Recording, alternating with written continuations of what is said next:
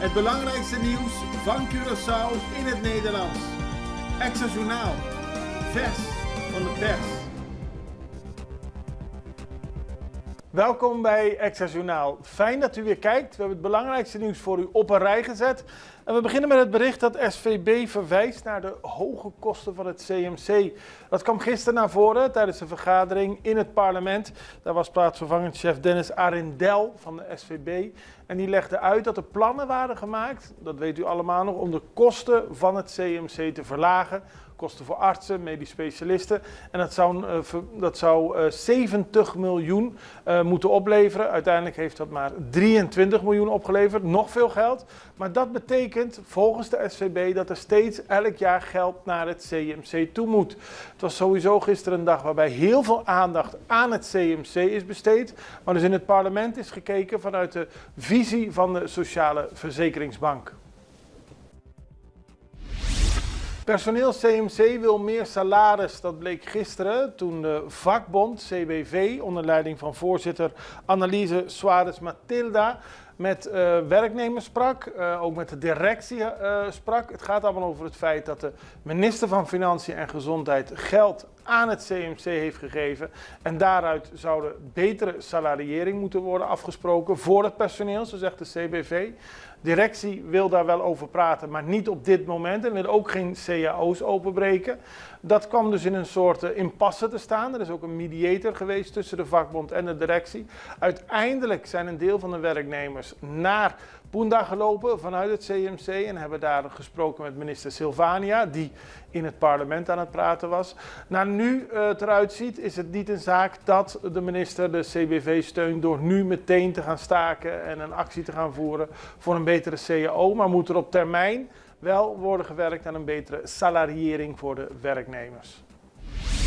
Meer financiële ruimte zorgpersoneel, dat zei de minister van Financiën en Gezondheidszorg, Javier Silvania, gisteravond in een korte boodschap aan de pers. Hij heeft ernstige zorgen over de huidige situatie in het CMC. Het is volgens hem van cruciaal belang dat de zorgverlening in het CMC doorgaat, zonder onderbrekingen of belemmeringen, zodat patiënten en het volk van Curaçao niet verder worden benadeeld. Volgens hem is er nu ruimte voor een verbetering van de salariëring van het personeel en moet eraan gewerkt worden. Maar de zorg voor iedereen op Curaçao, dat is kardinaal voor het CMC. En hij hoopt dat daar verder niks vervelends mee gaat gebeuren, maar dat gewoon iedereen op Curaçao goede zorg kan krijgen. Dan, de vakbonden lopen weg van tafel. Dat heeft allemaal te maken met het overleg dat gisteren plaatsvond in het gebouw van de SER aan de Ansingstraat. Met de 5 vakbonden die ambtenaren vertegenwoordigen. Zij spraken met minister Shalten Hato, die minister van Justitie is, maar nu ook voorlopig van Bestuur, Planning en Dienstverlening. De vakbonden willen terugdraaiing van de korting van 12,5% op het salaris per 1 januari 2023. De minister houdt vast aan 1 januari 2024. De verschillende posities werden aan elkaar meegedeeld en uiteindelijk zijn de vakbonden weggelopen. Ze hebben maandag weer overleg hierover. Er zouden ook verhalen zijn over een vergadering onder werktijd of een algemene vergadering van CITEC-leden. Het is nog wat onzeker, maar in ieder geval wordt er nog verder gesproken en willen de vakbonden zich niet neerleggen bij 1 januari 2024. Akkoord, Aqualectra en Global Oil. Daar was in augustus opeens heel veel om te doen over het akkoord, over de levering van stoom door Global Oil aan Aqualectra.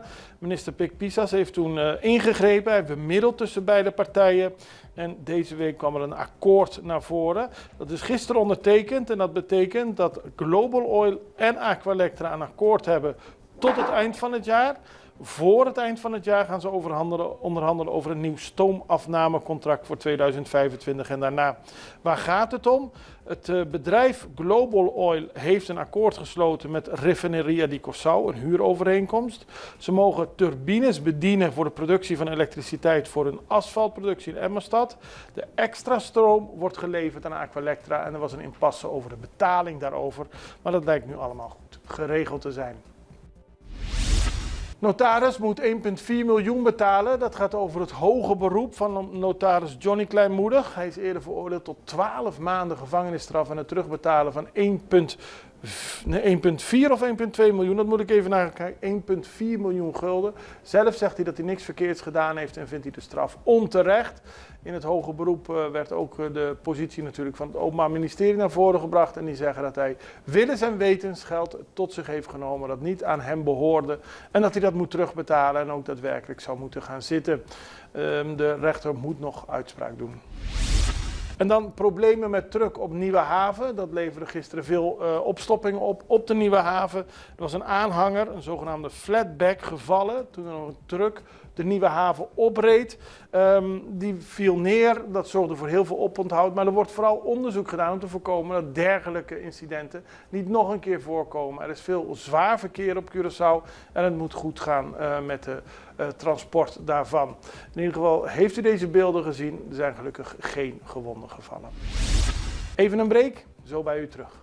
Extra in Nederland. Van Amsterdam tot Arnhem, van Groningen tot Maastricht, Extra is erbij. Volg Extra Digitaal en blijf op de hoogte van de belangrijkste ontwikkelingen in Nederland. Extra Digitaal is te zien op verschillende platforms en kanalen zoals WhatsApp, YouTube, Facebook, Instagram en ook TikTok. Wilt u ons op de hoogte brengen van een evenement of iets doorgeven? Neem contact op via WhatsApp, e-mail, Facebook of bel gewoon 06 1364 2945. Volg of abonneer je op Extra Digitaal. Klik aan en volg ons.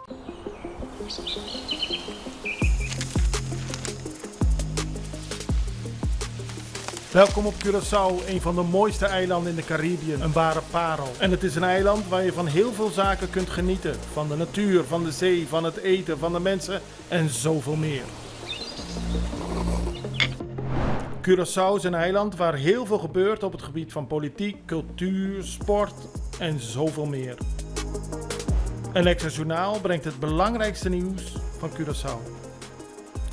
Maar we hebben ook aandacht voor al het nieuws op Bonaire en Aruba en op de bovenwinden, Saba, Sint Maarten en Sint Eustatius. En we belichten al het nieuws van alle kanten. Het nieuws is duidelijk, actueel en vers van de pers. Extra Journaal, elke werkdag op Salto.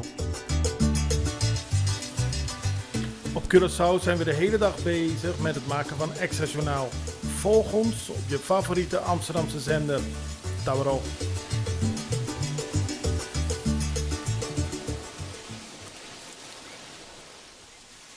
We gaan naar Bonaire toe, want daar is meer dan 100 kilo cocaïne opgepakt op zee. Een enorme vangst is dat geweest. Het is gedaan door de Zijne Majesteit Holland en de kustwacht. Gisteren hebben ze een drugstransport onderschept. In totaal werden 1363 kilo drugs in beslag genomen. Meer dan 1200 kilo cocaïne en 132 kilogram marihuana. Toen de Zijne Majesteit Holland de Go-Fast ontdekte, hebben ze daarna een snelle onderscheppingsboot gestuurd. De bemanning daarvan heeft waarschuwingssignalen en waarschuwingsschoten met gerichte schoten gelost en op die manier de Go-Fast tot stoppen gedwongen. De bemanning is aangehouden. Het gaat om 5 verdachten, 4 Venezolanen en een Colombiaan. En die zijn aan de Korpspolitie Caribisch Nederland in Bonaire overgedragen, net als de drugs. En die is inmiddels vernietigd. Venezolaanse barkjes weer welkom, dat meldt de Extra vandaag. Na een afwezigheid van 5 jaar zullen weer verkopers vanuit La Vela in Venezuela naar Curaçao komen om vis te verkopen. 2019 sloten de grenzen, 2023 gingen grenzen weer open voor fruit- en groentebarkjes en ook voor sommige luchtvaartmaatschappijen. Maar nu kan er ook weer vis worden verkocht en dat meldt de Extra vandaag. En de mensen die dat graag kopen al daar kunnen vanaf volgende week weer terecht bij de Chacaprileskade. Dan gaan we naar Cuba toe, want die hebben een schatting gemaakt van de schade die het land oploopt door de embargo van Amerika. Dat embargo dat bestaat al meer dan 50 jaar, maar als we kijken naar de afgelopen jaar heeft dat Cuba $5 miljard gekost. En dat zegt de Cubaanse minister van Buitenlandse Zaken. Hij heeft laten weten dat de huidige president van Amerika maar 1 eerlijk en verantwoordelijke zaak zou hebben richting Cuba toe. En dat is het opheffen van dit embargo. Het duurt te lang, het kost te veel geld en het is zeer schadelijk voor Cuba. Het is goed om te weten dat sinds 1992 Cuba elk jaar een resolutie heeft ingediend bij de Verenigde Naties waarin wordt gevraagd om een einde te maken aan het embargo. Dat embargo werd opgelegd in 1962. In 2023 stemden 187 landen voor de resolutie, terwijl de Verenigde Staten en Israël tegenstemden en Oekraïne zich van stemming onthield. En daardoor blijft het nog steeds bestaan. Het embargo wat op Cuba is gelegd kost te veel en is zo nadelig voor het land, aldus de minister van Buitenlandse Zaken. Misschien dat de president van Amerika, voor hij vertrekt, daar nog iets aan gaat doen. We houden het voor u in de gaten, net zoals we al het nieuws hier in de regio voor u in de gaten houden. En we blijven dat doen. Ik hoop dat u weer kijkt. Wij zijn er binnenkort weer. Het allerbeste. Tot ziens. Dag.